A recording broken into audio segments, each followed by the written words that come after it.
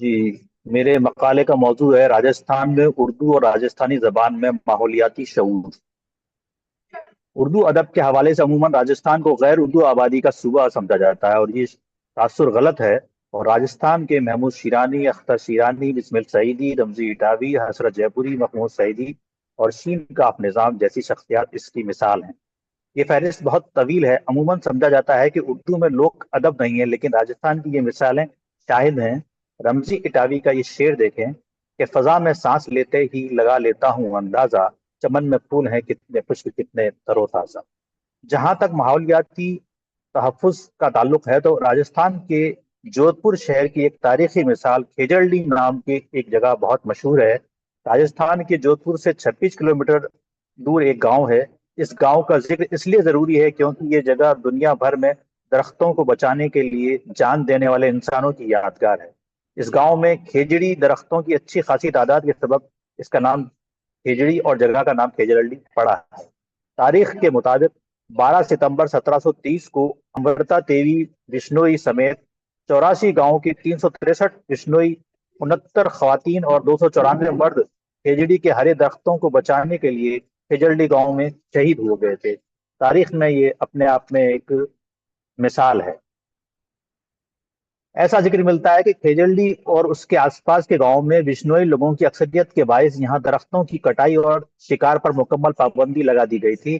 یہاں جو حادثہ ہوا تھا، جو یہ کھیجڑلی والا، اس کے ماحولیاتی دن کے طور پر کھیجڑلی تحریک شروع ہوئی تھی، اور یہاں 12 ستمبر 1978 سے یوم کھیجڑلی منایا جاتا ہے۔ کھیجڑلی میں دنیا کا واحد درخت میلہ لگتا ہے۔ کھیجڑلی بشنوئی سماج کا مقدس مقام ہے۔ کھیجڑلی گاؤں میں ہونے والے اس واقعے کے وقت وہاں کے راجا مہاراجا ابھے سنگھ نے اپنے وزیر گردھاری سنگھ کو کھیجڑلی کے درختوں کو کاٹنے کا حکم دیا تھا۔ تب وزیر گردھاری سنگھ نے کھیجڑلی گاؤں میں راجا کے حکم پر درختوں کو کاٹنا شروع کیا۔ سب سے پہلے امرتا دیوی بشنوئی درختوں سے لپٹ کر شہید ہوئی۔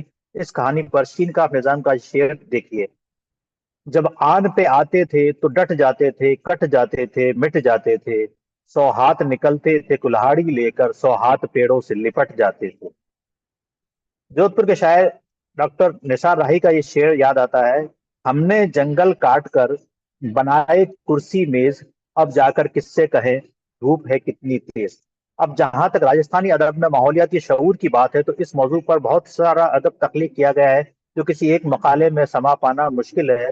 تاہم مصنف ہنومان گالوا کی کتاب راجستھانی ساہتیہ میں پریاورن چیتنا یعنی راجستھانی ادب میں ماحولیاتی شعور میں درج ایک راجستھانی لوک گیت دیکھیں: چوماسو ساون لاگیو بھادوو جی یو جو ورسن لاگیو میں بنیسا موریا رے جھٹ چوماسو لاگیو جھٹ سیالو لاگیو رے۔ یعنی ساون آ گیا ہے، بھادوا آ گیا ہے، برسات ہونے والی ہے اور مور جھٹ سے چوماسے میں آ گئے ہیں۔ یہ ایک طویل ہے کیونکہ یہ لفظیات راجستھانی ہے، سمجھ میں نہیں آئے گی، اس پر میں تخلیص سے کام لے رہا ہوں۔ اسی طرح سے روہنی نکشتر میں بارش نہیں ہونے پر جیٹھ اور مول نکشتر میں بارش ہو جائے اور فاتح نکشتر میں کچھ بوندیں پڑ جائیں تو تینوں ان جو گیہوں اور چنے کی پیداوار ہوتی ہے۔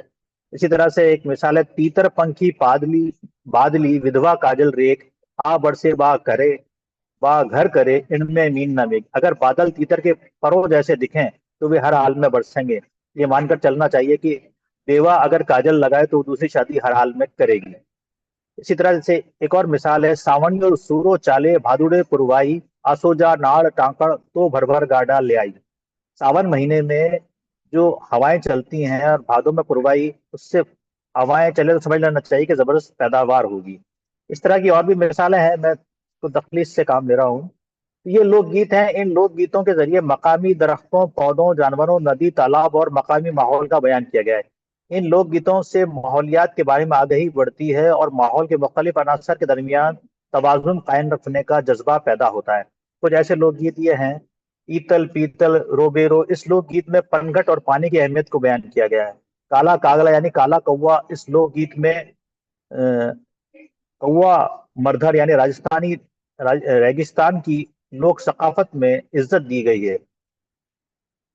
بگلاؤ، اس لوک گیت میں بتایا ہے کہ عورت اپنی تکلیف بگلے کے ذریعے اپنے والد کو بتاتی ہے کہ ریگستان کی خشک زندگی اس کے لیے کتنی مشکل ہے، کیریری ہوں سے اس لوک گیت میں حاملہ عورت کی خواہش کے طور پر کیر اور تالاب کے تحفظ کا پیغام دیا گیا ہے۔ راجستھان کے سنتوں نے بھی قدرت کے تحفظ میں اہم کردار ادا کیا ہے۔ وشنوئی سماج کے دیوتا جامبوجی کا ماننا تھا کہ جیو جانور قدرت کے انمول دولت ہیں، اور جامبوجی کے بعد شاعر ویلو جی نے بھی جامبو جی کے انسانیت پسند مذہب کی پیروی کی۔ سانپ کو دودھ پلانا، پیپل، برگد، تلسی، کیلا وغیرہ کی پوجا کرنا، مختلف قدرتی حالات سے کسی بھی واقعے کا پیشن گوئی کرنا وغیرہ لوک روایت سے واضح کرتی ہے کہ راجستھانی لوک ادب قدرتی ماحول اور اس سے جڑے عناصر جن میں پانی، زمین، ہوا، پہاڑ، سطح، بارش، درخت، پودے، جیو جانور وغیرہ شامل ہیں سے جڑا ہوا ہے۔ ویبینار کے وقت کے لحاظ سے تخلیص حاضر ہے، کتاب میں تفصیل سے بات کی جائے گی۔ شکریہ۔